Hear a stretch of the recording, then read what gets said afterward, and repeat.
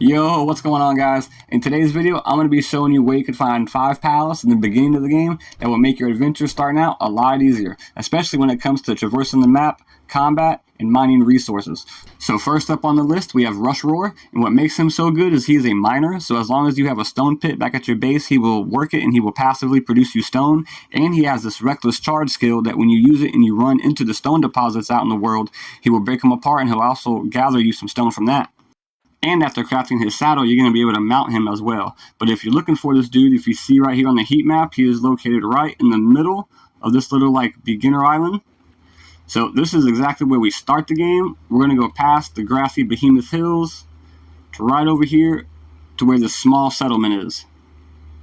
And once you get here, you can just turn around and head back up this hill.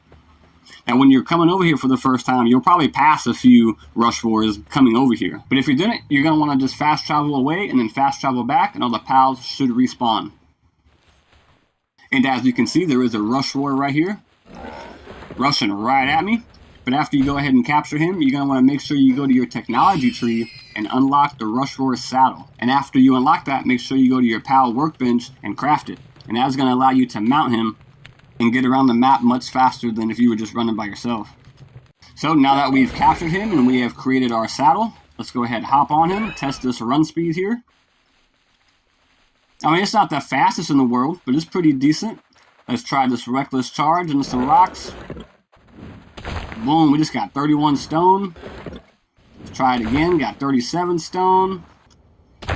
Got 19 stone, now I'm full. And if you put him to work at your stone pit, like I said earlier, he will sit there all day and produce you some stone.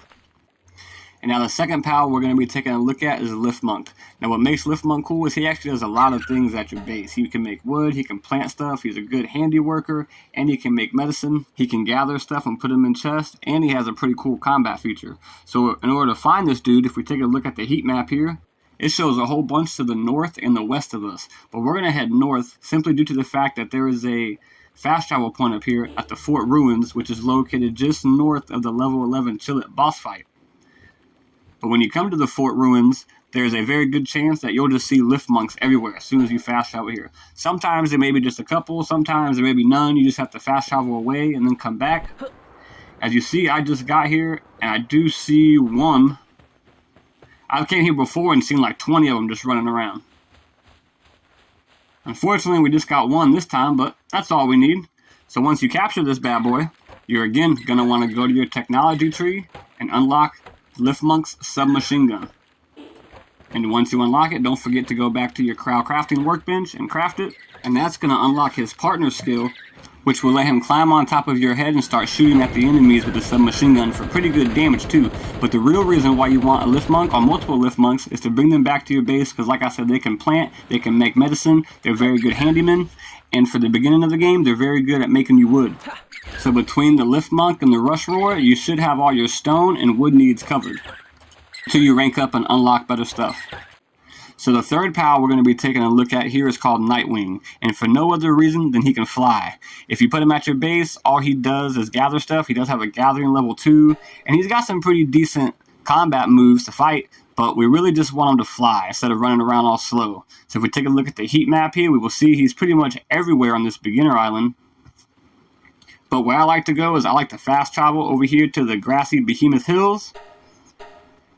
And once we get there, you're just going to bust this left, run up this hill, and you should see a Nightwing spawn in the sky up here. And there he is. And once you capture him, as always, you're going to want to make sure you go to your technology tree, unlock his saddle, and then of course go to the PAL gear workbench and craft the saddle, and then you're going to be able to fly this bad boy. With the saddle crafted, all you got to do is spawn him in, hold X, he'll come pick you up, and just like that, you are now flying. Now the fourth pal we're going to be taking a look at here is called Vixie, and what makes Vixie so special is the partner skill that says sometimes they dig up items from the ground when assigned to a ranch. So as long as you have them working at the ranch, the only thing I've ever seen them dig up is spears and arrows. And in the beginning of the game, you're going to spend a lot of time making spears and arrows, so you might as well assign them to the ranch and have them create a whole bunch of them for you. That way you ain't got to waste your time or resources doing it yourself. And we can actually find Vixie at the same spot we found the Rush Roar, to the west at the small settlement. Once you get there, just head right, go back up the hill where we found the rush roar, and there should be some Vixies. If there's no Vixies, just fast travel away and back a couple times, and they should be here. Once you get them, you can just bring them back to your base, assign them to work at the ranch, and just sit back and let them do their thing, and in a few minutes, they're going to start producing spheres and arrows for you.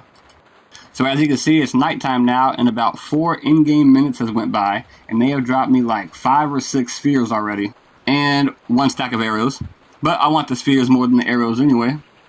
And for the final PAL on today's list, we're going to be talking about the Tombat, and even though it does have a level 2 gathering, mining, and transporting, the main star of the show is the partner skill, which is the ultrasonic sensor, which is when activated, it uses ultrasonic waves to detect the location of nearby PALs, which is pretty much just a radar, and when you use it, it's going to show you all the PALs that are around you or in your area. Now to find the Tombat, it only comes out at night, and I'm going to go fast travel back to where we found the Lift Monk, which is to the north of the starting area, which is at the Fort Ruins. And again, just like the Lift Monk, you should just hop down here, look around a little bit, and if you don't see any Tombats, then just leave and come back. As you see, I'm looking around. I just threw my Tombat out, but I see another one over there, so I'm going to go capture that. And after you capture it, you don't have to build nothing special for it. You can just capture it and immediately use the ultrasonic sensor, which I'm about to use it here in a second. Boom, I just used it. And look up top, like my compass. You see all the PALs? It's showing me how far they are, what kind they are, and what direction to go. So if you're out there hunting specific ones, the Tombat may be the one you want to keep in your party.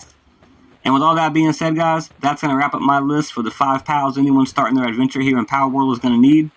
And as always, if I help you out, drop me a like, consider subscribing, and I'll catch you in the next one. See ya.